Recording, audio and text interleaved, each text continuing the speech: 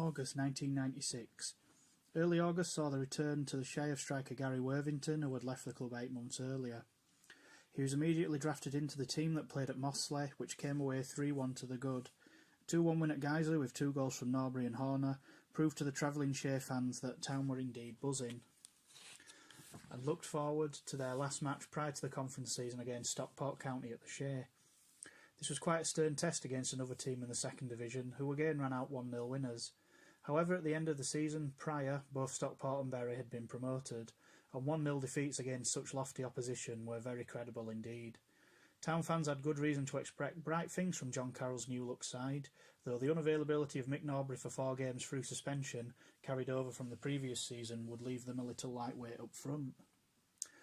What happened on the opening day was entirely unexpected and brought everyone at the Shire crashing back down to earth, as last season's champions Stevenage Borough took Town apart, murdering them 6 goals to nil.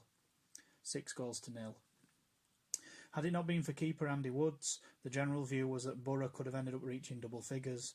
Manager Carroll could not understand why the Shaymen had made such an awful start to the season, and neither indeed could any of the team put out that day.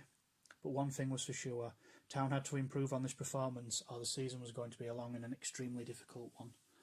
The ghost of Stevenage was exercised to some extent 3 days later, as Town gleaned a point in a 1-1 draw with Altrincham, and the season looked to be back on track as Slough Town were given a 4-1 caning at the Shire the following weekend.